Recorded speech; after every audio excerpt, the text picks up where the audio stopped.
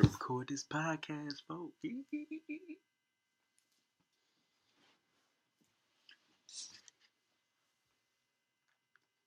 Pimpin', holla at me. We fresh off of vacation, cuz. Yeah, cuz. Feeling good, though. Yeah, so how you feeling? For real? I'm feeling good, though. I just said that. But no, man, we just came from the Gulf Shores, had a nice relaxing break. My wife surprised me with a little Father's Day trip. Took the kids fishing for the very first time. Man, it was Took just me fishing for the very first time. And we just had a good time. Met my cousin down there and his family, and we just had a fantastic voyage. I don't know where that came from. Yeah, I think it was really nice. I think for the first time in a long time, we had one of those vacations where it wasn't an agenda. Like, we've gone to places like Orlando and going to Lego World and Sea World, and it was fun. You know, we had a good time with the kids. But then you come back from the vacation and you're exhausted. Yeah, because you need a vacation from the vacation. Yeah, you feel like you need some wind down time before you have to go back to work. And I think what I really enjoyed about this vacation was everything was convenient. We could literally walk out of our condo and go to the pier to fish, or go to the pool. You could see it from the balcony, or just walk across the street to the beach. See the beach, and we just walk across the street and had a good time. Go to the beach, chill, get some sun. Yeah, I chilled at the beach. Lemar sat on the sidelines and told us where we could and could not go in the ocean the entire time.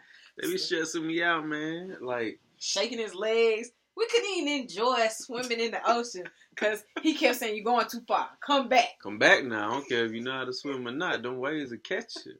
You got my babies out there.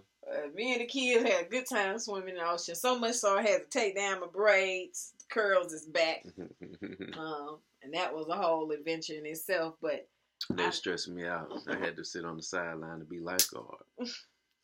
But all in all, I think it was a good way to engage in self-care with us talking all the time about stress management.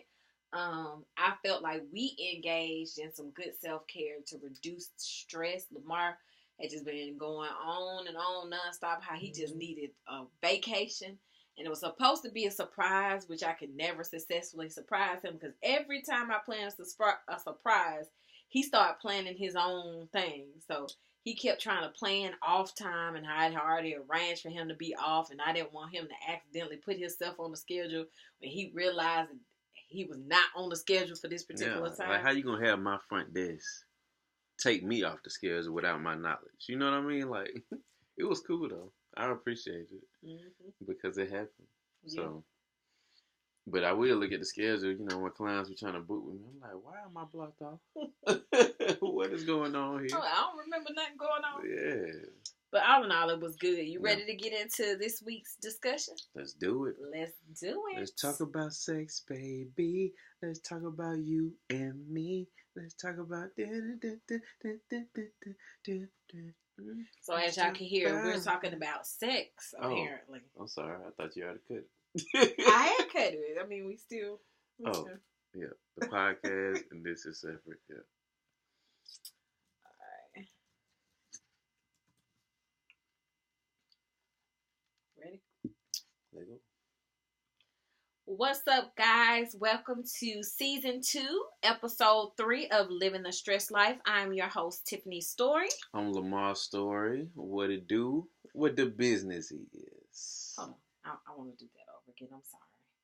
Perfectionist. No, I forgot to do the little noise gate thing so I can block out the noise. And that's kind of important. And I forgot to do it for small talk. Ready? Yes. What's up, you guys? Welcome to... What up, though? Season 2, Episode 3 of Living the Stress Life. I am your host, Tiffany Story. I'm Lemar Story. What it do? What the business is? And this week, we are talking about stress and sex, or sexual intimacy, in your relationship, marriage, and this is a topic Lemar loves to discuss and debate. He feels like I feel like I'm a very intimate type of individual. You know what I mean? I like intimate conversations. My job is intimate, but I like to talk about the ways that we can build intimate relationships with people. Because I think bottom line, that's that's essential to connecting to individuals, connecting to the world, and connecting to the earth is providing that intimate space that we can be vulnerable and feel like we have some things in common and that we can kind of just love. When you really think about it, it's all love, bruh. So let's I guess tell people a little bit about why we're talking about um, sexual intimacy and um, why we're having this discussion. Why are we having this discussion? We talked about this in the car, remember? It was something you said. No, it was something you said. Said? You chose the topic for this week. Yes, so I did. So basically, Lemar was just talking about how he encountered so many people. Yeah, so I encountered so many people that. Here we go. Thank you. I needed that little push, but I encountered so many people who, when they first get married, relationships are great, or in a relationship, relationships are great. They're doing spontaneous things together. They're going on trips. They're having fun. But in my line of work, I hear the stories of the people who've been married for years, right? When all of that stuff is gone, all the fire and desire is gone. And I'm like, why? What's really happening here? Like, is there no will to actually reignite what existed? And some people are like, no, like I'm tired. Like, whatever happened in a relationship, nobody's perfect. Things happen in relationships. And I think what happens is a lot of times people go through things and they don't deal with what they go through. So they just keep carrying on. In a relationship? Yeah, it could be anything. It could be somebody cheated, somebody lied, a miscarriage, death of a child. Somebody did some financial issues, stress from your job, stress from your kids. I mean, all of these things play an important role in intimacy. So I was listening to another podcast that we like to listen to, is The Love Hour, with what's the guy's name? Kevin. Kev on stage. Kev on stage. And Miss Kev on stage. And Miss Kev on stage. That's a good podcast. Y'all should check it out. But they talked about how guys and how men and women are different when it comes to the bedroom. So it's about, like, your mind can be so cluttered. I think this works actually on both sides, but probably more so towards women. If your mind is so cluttered, you can't even register the sexual touch that somebody's trying to give you. Say they brought that up. It's like, because sometimes my wife is type A, so everything is always going through her head. But I've had the chance to experience that recently before we went on this vacation, because I got so much stuff going through my head, dealing with the business, dealing with employees, and just trying to satisfy everybody, that I couldn't register an intimate touch. You know what I mean? It was just like, my mind didn't have the space for it. You know what I'm saying? So it's like, I think that happens with you a lot. It's like everything else, you're like, I need to do this. We need to do this to the house. I need to do this. This person calling me. Then we have these devices. We always have these devices in our hands, and everybody's stories. You got 1,000 followers or 1,000 people you're following. You got 1,000 and more things going through your head, because now you're worried about everybody else's situation. So then when you get to the bedroom, it becomes even harder to be intimate, because your mind is just so jumbled with all this stuff. Yeah, I think what Kev on stage, Miss Kev on stage pointed out, in their podcast is a really real phenomena when it comes to men and women, and how stress and everyday life impacts our ability to be sexually intimate and vulnerable with our partners. Like you mentioned, I am more type A. But I think also for me, sexual intimacy goes hand in hand with where I am emotionally. And so I feel like if I'm not in a good emotional space with you, even if it's unknown to you, like I might be frustrated because I asked you to, call your mom 1,000 times, ask her to pick up the kids, or I've asked you to do something for me, or there was a task you were supposed to be completed, or you just said something I felt like was shady and petty, or whatever. Even if you don't know it, if I'm not in a good emotional space with you, or I'm not able to compartmentalize what's going on, then sexual intimacy is not a go for me. And so I think, and a lot of times with guys, what's so frustrating is that we can be opposite. Like when we're stressed out, can be a release for us. Mm-hmm. It helps us to de-stress, right? Mm-hmm. So it's like, oh, I'm so stressed out, baby. I just need what Dr. Phil said one time. Oh, was it Dr. Phil? He spit game one time. He's like, I just need a soft place to lay.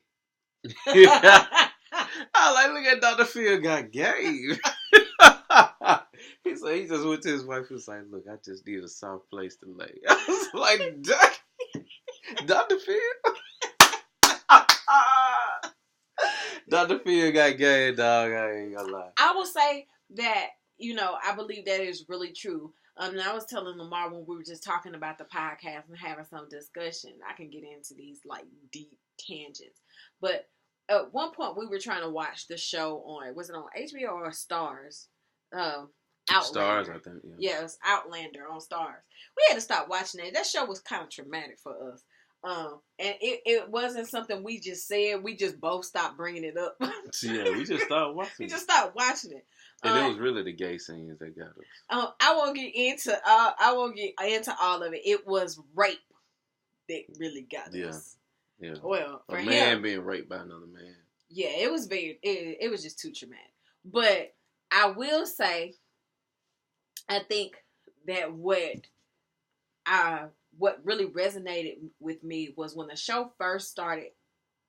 The lady basically, that just give kind of overall synopsis of what the show is about, is this lady who gets lost back in time. She gets lost in time because her and her husband go to this historical place. They're trying to rekindle. Both of them have been away many years at war, and so the war is over and they're trying to just get away and reconnect. And it was something that she said about how, they just felt disconnected. And at times where she felt really disconnected from him, the one thing that she enjoyed, or that was like a highlight of their marriage, was sexual intimacy. And she described sexual intimacy as their process for finding their way back to each other. And I was like, man, that's deep. Yeah. Like, basically, I feel disjointed. I feel disconnected. And so the one thing that I felt, she was basically saying, the one thing I felt that was vital in this relationship is I could have sex with my husband and feel like we were one, that we were finding our way back to each other. And I just kind of really broke that down in my mind, like, baby, come back. what does that mean? And basically, if you think about it, when you are having sex with your husband, sexual intimacy, you are emotionally vulnerable. You are physically vulnerable. But it allows both you guys to kind of, your mind is not focused on, it shouldn't be focused on anything else. Like if you're in a real open place with your husband during sexual intimacy, or with your wife during sexual intimacy, then... And it really takes you come together, and when you come together, you guys are one. I mean, just your bodies joining, you are one. Mm-hmm. And so today we kind of wanted to talk about, for one, things that impact sexual intimacy in relationships. And two, we want to really give some tips about what you can do to bring the spark back into your relationship. We talked about self-care this past Tuesday on our Talk About It Tuesday segment. If you hadn't checked that out, go to our Facebook, Instagram. Every Tuesday we do an online talk about just different issues that are related to stress or managing stress. And it's at different times. I've been playing around with different times, but follow us on Facebook or Instagram, and you'll be able to catch those segments. And we now have a YouTube page, Living the Stress Life YouTube. You can check that out. But Living the Stressed ED Life. Stressed Life. On YouTube. But one of the things I talked about on Talk About It Tuesday is being intentional. And so when it comes to sexual intimacy, especially once you've been in a relationship for a long time, and you have history in that relationship, you have to be very intentional about keeping the fire or passion in your marriage. And so one thing, I'm gonna put this out there, one thing that my wife gave to me, was we dating? Mm-hmm. We were dating.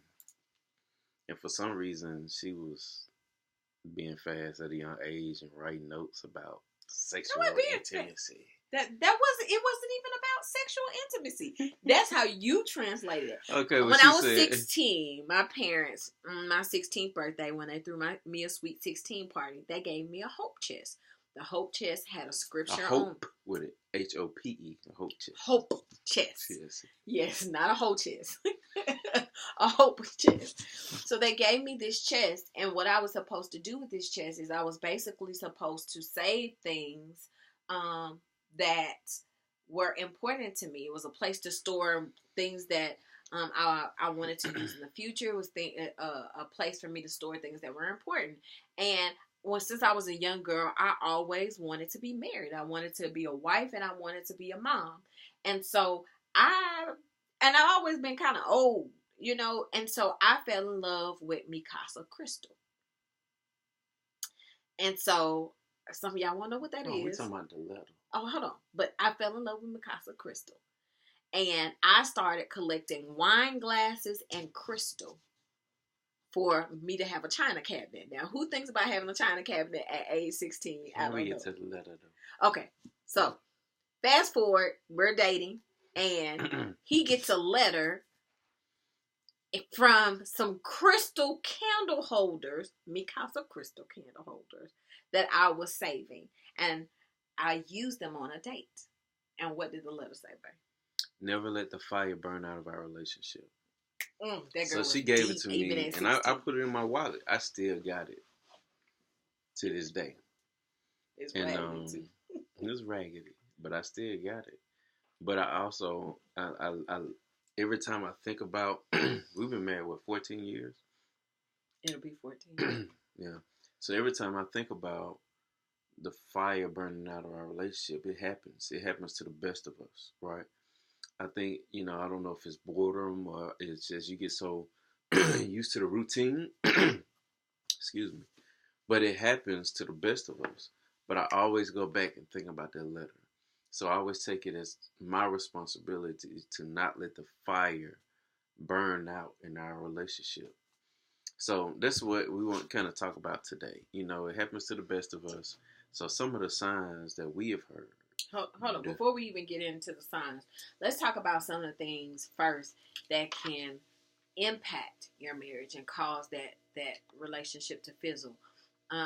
We kind of touched on it briefly. You have things that happen in a relationship like infidelity, miscarriages, financial struggles, a death of a child, all of these things. But there are things that are small and little that I think can impact the marriage that we don't necessarily pay attention to. Like leaving your shoes next to the bed all the time. Or, not cleaning up or not cooking or not. Yeah. All the nots. You know just what I mean? Not meeting your partner's expectation. Yeah. and not knowing their love language. No. Which he's saying something about love language, but I be telling him all the time, you ain't speaking my love language right now. He be like, stop with the love language stuff. Yeah. But I'm a chemistry type person too. I also believe, and we was reading this article from USA Today, and I also believe that in the article it talks about we had to ditch the myth that sex should be spontaneous and easy. I always thought it should be. I always thought it should be spontaneous and easy. And then, of course, until the years went by, I was like, you know what? It has, like my wife just said, it has to be on purpose, right? It's not easy, and it's not always spontaneous. And I think sometimes I used to hate, like, feeling forced to do something. Like, my wife would be like, I try to have sex with my wife, she'd be like, well, let's wait till tomorrow night. I'm like, and that defeats the purpose. He'd be like, that's all right, I'm good. Like, I want to do it now. You know what I'm saying? So it's like, to me, it was something about being put on a schedule that I didn't like. You know what I mean? Like, and my schedule was just to put it off because I just didn't feel like doing it now. Yeah, and she probably had clutter head at the moment. But at the same time, it's just like, to me, it was like, I felt like it wasn't real intimacy. I felt like it was another job or something then. Like, if I have to wait until 3 or 8 p.m. Saturday night to have sex, then I was like, I don't want to do it. You know what I'm saying? Like, we can have sex 20 minutes in the bathroom while the kids playing. You know what? When my wife, when she became a mom, and I hear this a lot too, sometimes something changes, right? So all the spontaneity and stuff like that, it's like, I don't want my kids to find out, or I don't want this to happen, or, I want my kids to see me this way. They know. Every time I had sex, she was like, you too loud. I'm like, they cannot hear us. Okay. Like, they can't hear us. All right, move on. Oh, okay. Move on. Can I say something? So some of the signs that you can see that when the intimacy and the fire start burning out, and I hear this from the guys a lot, that their wife no longer wants to kiss. It's something about the kiss is very intimate. I've had conversations with guys that, when they're just randomly dating, they won't even kiss those women that they have sex with because to some guys, kissing is more intimate than the actual sexual act. So when you think about it, yeah, it is deep. It's like when you're kissing someone, it's almost like you love them, right? So from a guy's perspective, if you're no longer interested in the deep kiss, there's something missing there. It's almost like you don't love me as much anymore. So that's one of the things. How you feel about that?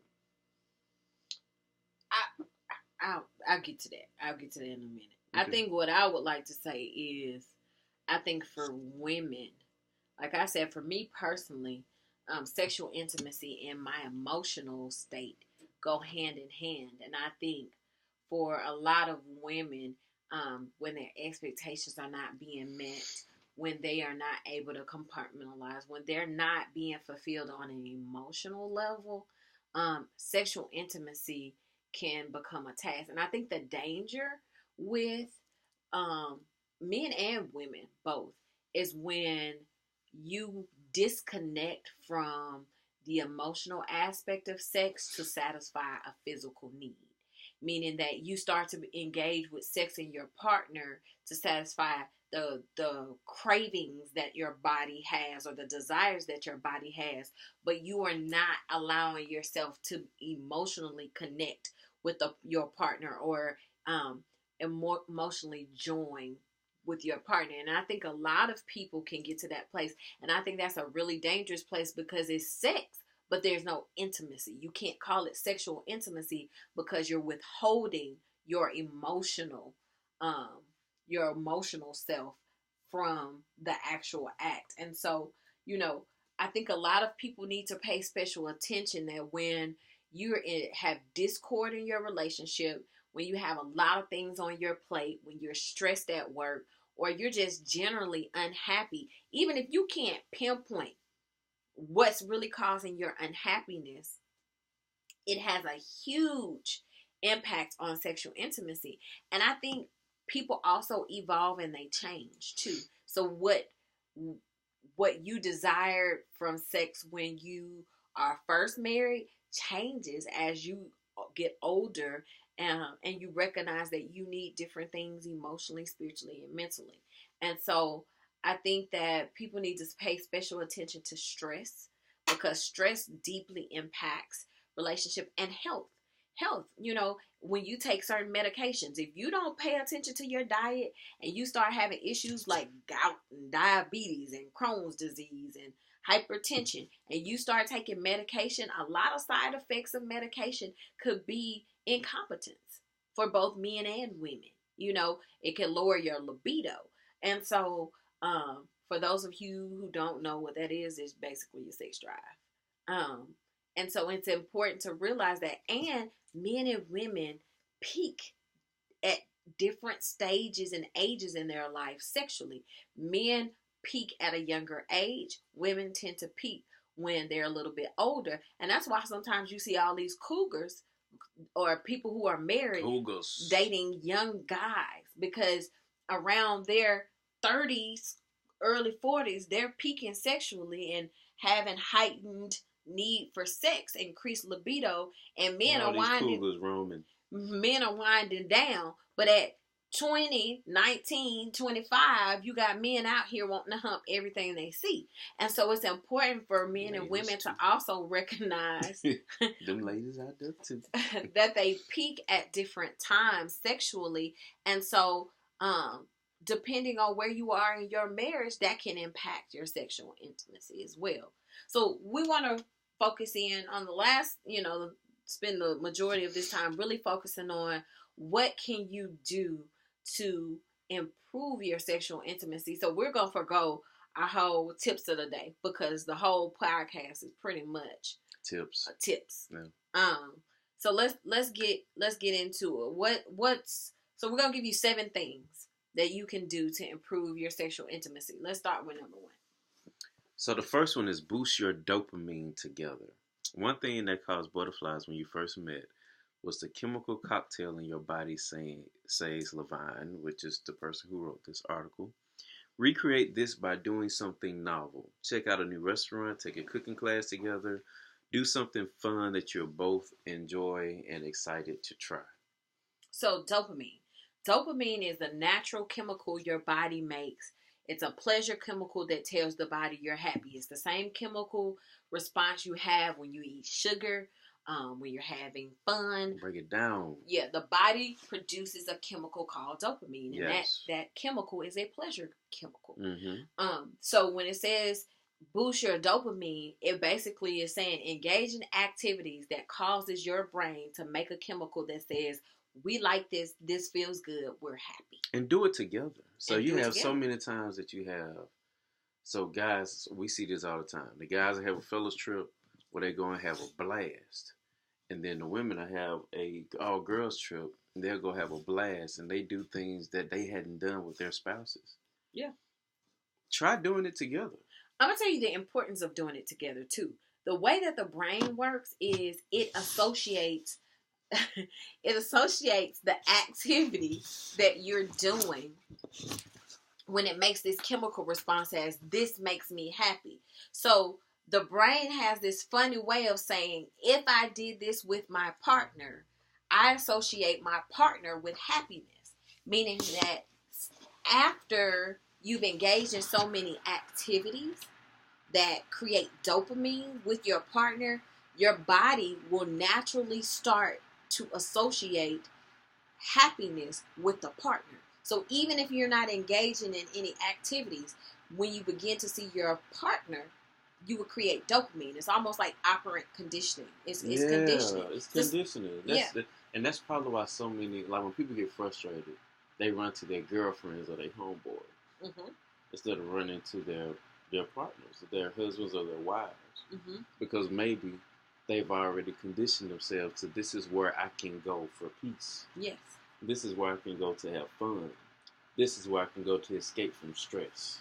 And then we look at our partners or our husbands or our wives as those stressors, a sense or a source of stress. And we can start to increase cortisol, which is a stress hormone, Yeah. with the partner. So what begins to happen, and I talked about this on Talk About It Tuesday when I was talking about the power of positivity and how if you hate your job and you work at a coffee shop, the example that was used is if you hate your job and you work at a coffee shop, over time you'll start to hate this. Every time you smell coffee, it will put you in a bad place, and you associate coffee with negative feelings. So your brain would begin to despise coffee because it associates, because you're in a place where you smell coffee when you're experiencing these negative thoughts with you don't like coffee, so coffee makes me unhappy. So same thing. Yeah.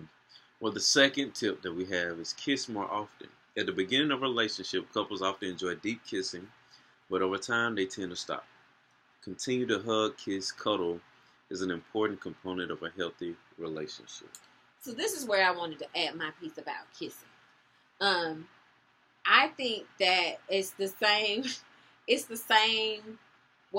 It goes back into what I was saying earlier. The one thing I liked about the show Outlander, the one takeaway that really resonated with me was when she said that when she felt disjointed from her husband and felt like she was disconnected, sexual intimacy brought them back together.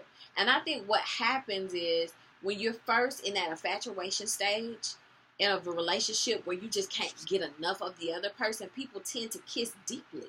And as time goes on, they stop engaging in that. And I think they stop engaging in that is because they become emotionally invested. And when you become emotionally connected and emotionally invested in someone, you open yourself up, you become vulnerable, and you get hurt. Okay, you didn't like the way they said something to you, or they didn't give you enough time. They didn't meet this expectation. And so what happens is you begin to try to put up a wall emotionally. Well, if I'm compartmentalizing all the things that I'm feeling emotionally, I cannot kiss you. Because in order for me to kiss you and kiss you deeply and be one with you, because I feel like when you kiss somebody, y'all trying to become one. It's almost similar to sex, And when you're doing that, you have to be open. And so if I'm not in a good place with you emotionally, I can't be open and vulnerable with you. I can't compartmentalize and hold all this stuff in and kiss you deeply, because that requires me to be open and vulnerable and be one with you. And so I think, one of the things... So basically, you need to work on some stuff. But yeah. All right, be intentional. Be intentional about kissing. That's what the article is basically saying. And then you have to learn how to release whatever that is. Whoever the issue is, you got to find a way to release whatever that is. Whether it's counseling, exercising, or whatever. Journaling. Or communicating with your partner. How about that one? Actually, before we got into these tips, the very first thing they suggested was communication. Communication with your partner about the way you feel, about all of your feelings. You have to start there, because if you don't have communication, it kind of goes like we don't know what to do. So you have to actually be with someone that you can actually share your true feelings with and let people feel all of their feelings. All right? You can't control how they feel. A lot of times my wife, she would tell me how she feels, and I would feel like, oh man, I'm responsible for how she feels, and I feel so bad because she feels this way. And then she had to tell me, like, no, this is just how I feel. And I couldn't control her feelings, because sometimes the way she felt made me feel bad. Then I had to think about it like, no, those are her feelings. And like when I have my feelings, these are my feelings. Nobody can control your feelings. Things that come out, things that you feel, express those to your partner.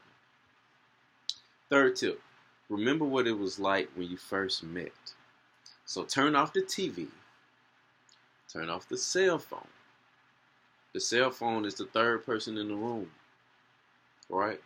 And we're seeing that more and more often, from couples sitting next to each other in restaurants, at the movies, and in the bedroom, and the other person is on the phone until they fall asleep.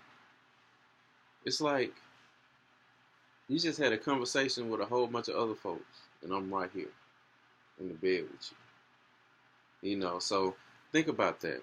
Turn off those things and then reminisce about fun times that you've had with your partner. Reminisce about the good old days, because this starts to bring about memories, which tends to spark those old feelings that you have again. Number 4, make a list of sexual possibilities. Which is Lamar's favorite thing to do. It says you can look through a sex book together, a movie, a novel. Actually, I found this really dope app. And she's trying to make me sound like the freaky one. But it's an app called Ultimate I'm just being real. Intimacy. I'm a very intimate person. I just like intimate relationships. But this... You like spontaneity. I do like spontaneity. And this app is called... This app is called Ultimate Intimacy. So download the app. They have conversation starters that you can have with your partner. They have sexual positions that you can try with your partner. Even games that you can do with your partner. So check that out. It's a really, really dope app. Hold on. I think that too, when you start making a list of sexual possibilities. Check it twice. Make a list and check it twice. You also have to make sure in this list that you are also respecting your partner's sexual boundaries. And this, I don't know what I was watching. I was watching something. Oh, I was watching the Red Table Talk. And I talked about this on my Talk About It Tuesdays too. I think it was like episode 2 of Talk About It Tuesdays, where Jada Pinkett had, what's his name? Basketball player on there talking about his past sexual trauma. And I think sometimes people don't realize they can be in a relationship with someone who's not shared their any sexual trauma. They may share that they've had sexual trauma, but they may not ever be open to discuss it because they don't want to relive that, that experience. They don't want to open the possibility of the feelings and everything that was attached to that past experience to resurface. And so it's important that when you are making your list, that you need to have a conversation with your partner too, and be like, listen, I would like to do things to make sure that we can keep our flame in our relationship and make sure we always have this passion. And I want to know when I'm coming up with stuff that I'm not doing things that make you feel traumatized or that make you feel like something's being forced on you. I want us to both be okay with this. Yeah, you got to be okay with it. You got to define those limitations for yourselves. Yeah, And don't worry about the outside world. It's just like a couple has to define a relationship for yourself and stop trying to live up to others' expectations, because the only people that are in this relationship is me and her. And I think a lot of people too, when you're in church and you grow up in church too, you limit yourselves as far as what you can do in your relationship. You know what I'm saying? And it's like, no, I don't want to use a whip in my, in the bedroom because I don't want God to think I'm raunchy. I'm like, if you have a piece about what you're doing in your sexual experience, first of all, it ain't nobody else's business. So if other people know that you using whips and handcuffs, first thing she bought was a whip. First of all. Go ahead. God. That's my business. Whip me. Whip me, Tiffany. What is wrong with you? Anyway. Come on, mouse. So, if people know what you are doing in the bedroom, that means you telling your business. And so I think that if you have a place of peace and it's something that's enjoyable for you and your husband, and you don't feel like you're doing something that's dirty, then it should be okay. You know what I'm saying? But it is important to make sure that you're setting those boundaries with your partner when you're making the list. All right, fifth, 5. Number 5. Keep the mystery alive. So no matter how long you've been together, make an effort to be seductive and keep your erotic connection fresh. Put some surprise into the relationship. Break the predictable pattern every so often. Like buying whips. Yeah. Yeah, you got to, break it up every once in a while. Show up at work and show them what the thing made for. I don't know where that came from. Okay, let's move on to tip Number 6. Keep in touch with your own sexuality. Yeah, I think that's important. You did bring up church. So you brought up church, and I think a lot of times because, a lot of people, everybody I know have been brought up in church. You know what I mean? So that was just part of our culture. And another thing, a part of our culture is that we didn't talk a lot about sex, period. That's true. You know what I'm saying? So you didn't talk about how you felt about sex. And you didn't talk about what makes you horny, or what makes you feel good, or, what doesn't feel good. First of all, because you don't know yourself.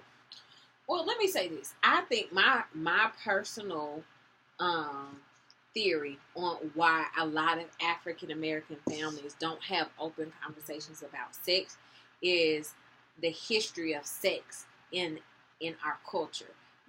Coming from slavery, African American slaves being seen, African American women being seen as property, mean I have access to you. So there's a history of rape.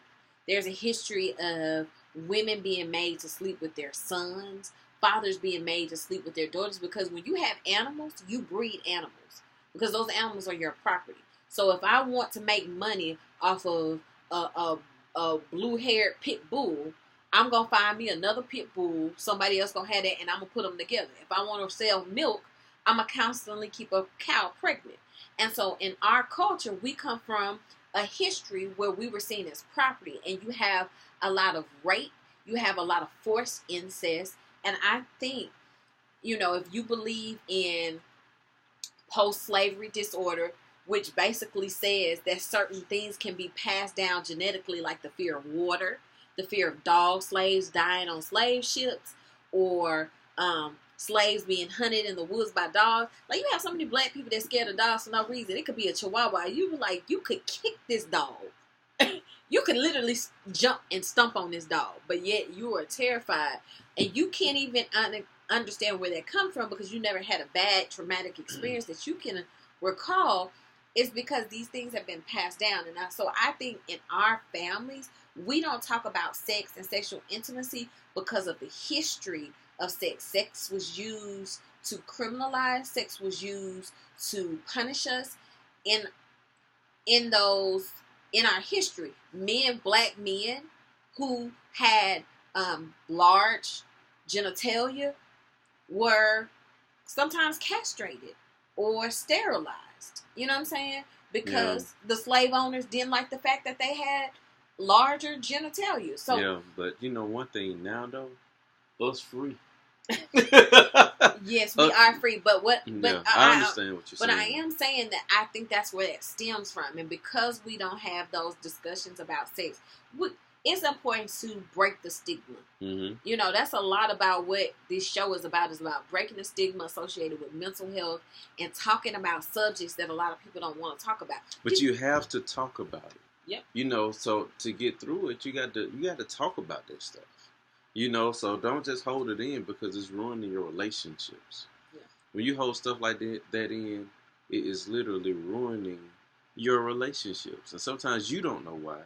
And that's why we advocate mental health therapy. We advocate for mental health counseling. We advocate for talking through these things. And we have fortunately, our culture, we don't. We just go and live through it and be like, okay, we're going to ignore that. Yeah. And just keep going and be like, And we go through experiences. We'll go through sexual experiences and be like, okay, I did this and I know I don't like that. But it's important for you to try to figure out what you like sexually. Yeah. And that can look very different. I'm not even going to get into the ways. I want people to be creative and use your imagination.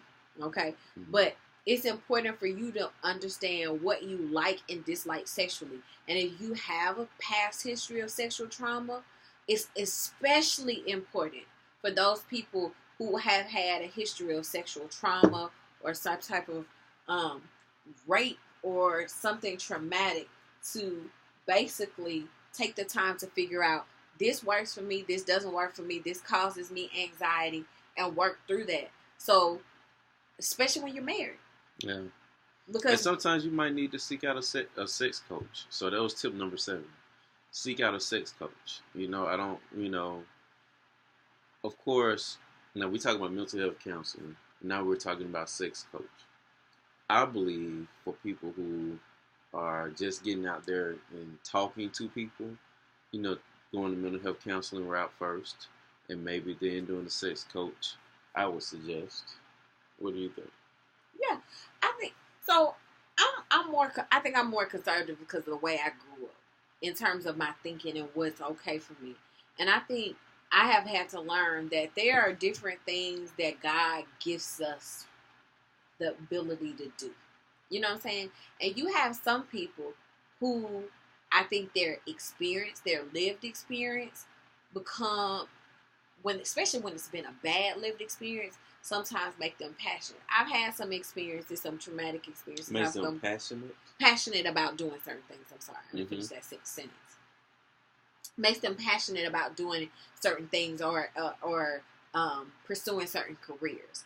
And so, because of my own personal experiences in life, counseling really called me, and I realized I was really good at it. And I randomly chose counseling. Okay, I only chose counseling because Lemar was like, "I'm gonna go to school for counseling." I was like, "Oh, that sound fun. I'm staying at home with the children, raising kids. I'm gonna go to school to be a counselor too, right?" And so he decided that wasn't his calling after all. But I really fell in love with it. But I fell in love with it because of my own past experiences.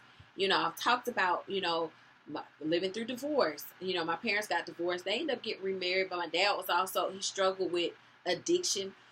So that, I have my own sexual trauma from childhood sexual trauma. And so it just was like, I can resonate with this. And I feel like I can bring something. It's just like a pastor. Growing up in church, to me, some of the best pastors were the people who've been through stuff. Because you can say, I've been through the fire. I've been through the flood. Yeah. And I came out on the other side, right?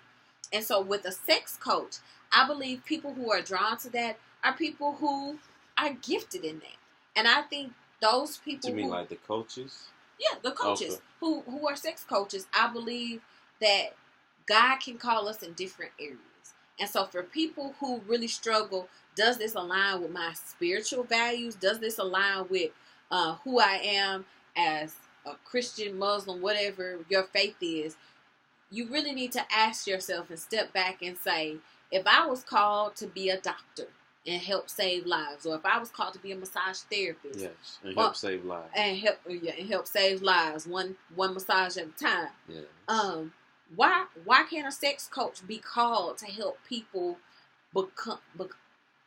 improve their intimacy and become one with their husband? You have no idea how many times I've had women to ask me to teach their husbands how to do a massage. Why do you think that is? Because touch is lacking in America. It's like people don't know Positive touch. People don't know how to touch unless they're trying to have sex. Or be violent. Mm-hmm. They don't know how to, even sometimes women leave confused because men too. Because it's like they get a massage and they was like, okay. Did I just commit to something? Right. And we going out? Yeah.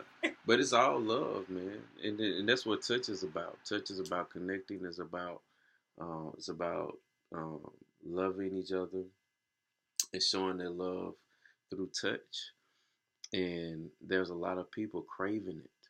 I mean, you got people out here with careers in snuggling. I mean, think about that. I mean, people are actually making $60, $70 an hour to snuggle with your spouse. And I hate to say it like that, but or another person. But it's just like, look, just learn how to love each other. But we have so many men that are opposed to it. So I asked one of my clients, and black people. Yes, Lord. Black people, we know we don't like to be touched. Like, that hurt. I'm getting up out of the chair. I'll be like, sit down somewhere. So that's about what kicks out your shoulder. So I had one of my clients. She was like, "Can you show my husband?" I was like, "You know what? Ask your husband." I said, "I'm willing to show him if he's willing to learn." And she came back. She was like, "He is not interested."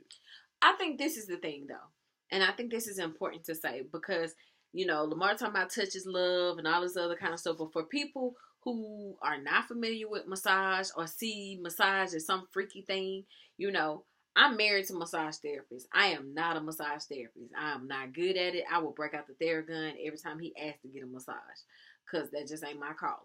But I think it's important to realize also, hold on, let me finish my thought. Yes, so I think it's important to realize that he's saying this as a massage therapist, and somebody that's on the other end who's uncomfortable with touch be like, I don't want nobody touching my woman. He talking about touch is love. What he trying to do? Seduce her? But I think it's important for you to recognize what he's saying. That he's saying that once it's something as simple as somebody's crying and you put your hand on their back or their shoulder and say it's gonna be okay, or you put your hand on top of their hand. Like, think about teachers. If a kid is crying and is in a bad emotional spot and you're standing there, it would look insensitive if you didn't touch them, right? The way a teacher consoles a child who is in distress is through touch. It's to say, I'm there with you. I'm present with you. Yes, baby. I be deep. You preaching, ain't you? So it's yes. Teach me how to love.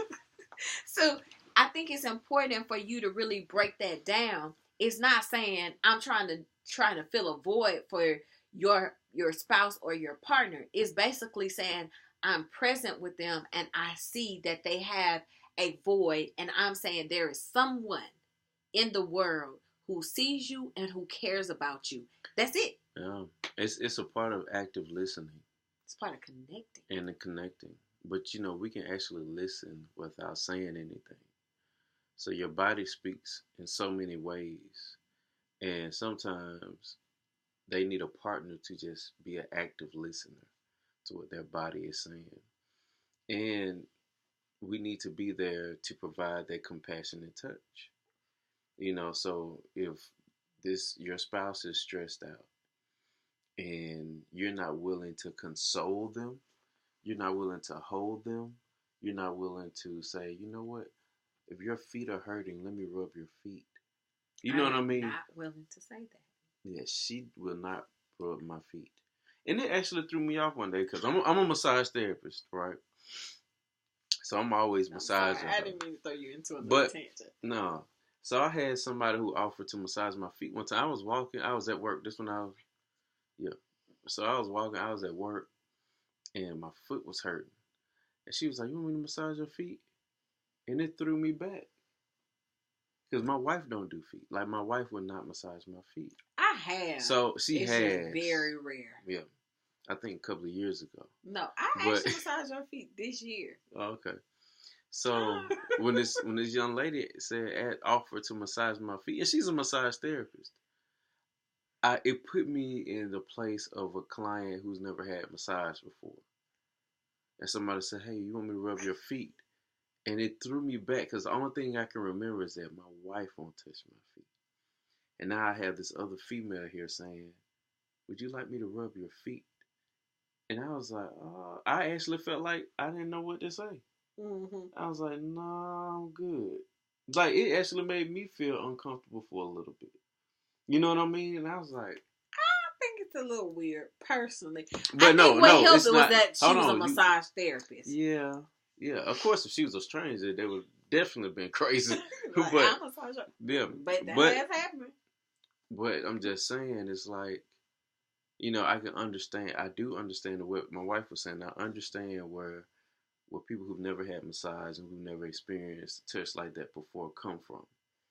But I've been doing this 15 years, and I'm trying to tell you now, it's important that as a couple and as husband and wife or as partners, that you learn how to provide that aspect of touch in your relationship, and that's it. And you know what? I think this is a whole podcast or a topic for a different time. But I think at some point we need to talk about how important touch is for parents and children. Mm-hmm. And we're not gonna get into that, but touch in itself is important. And so even if you and your partner are not engaging in sex and the passion has fizzled out in your marriage, I would say start with simply learning to touch each other. Something as simple as sitting where your shoulders and your arms are touching. You're holding hands. Something as simple as putting your arms around the other person. It's important because touch, like he said, says so much. Cut it out. Touch says so much. And so I think one thing that stays with me from my childhood that I think let me know I grew up in a household where my parents would argue. They argue quite a bit. Sometimes it would drive us crazy. But I knew that my parents loved each other, right? And I think the one thing that really stood out to me with my parents is I don't care how many times they would argue. When my parents were in the car and they were not mad at each other, which wasn't all the time. I mean, it was all the time, but it wasn't. They were holding hands. Mm. They were always holding hands.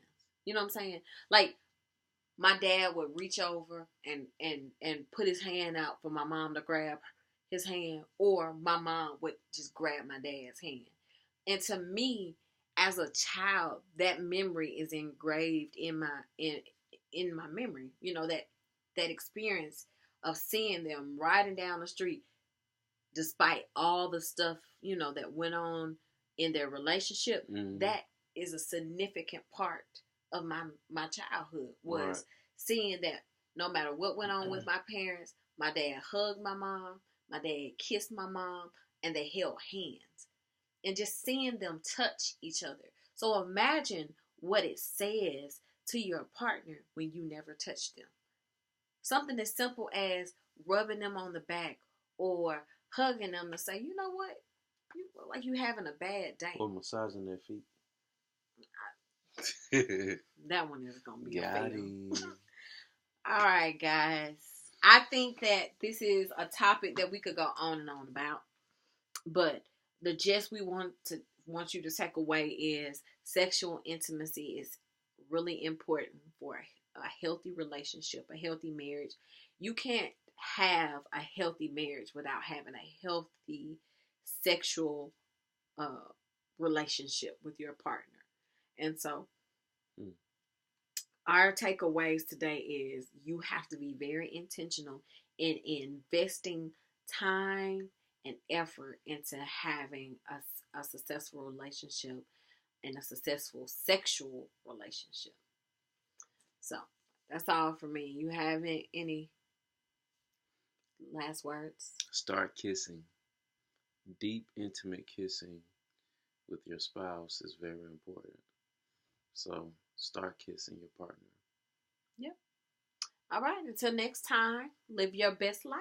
Living through your stress life. Peace. Holla.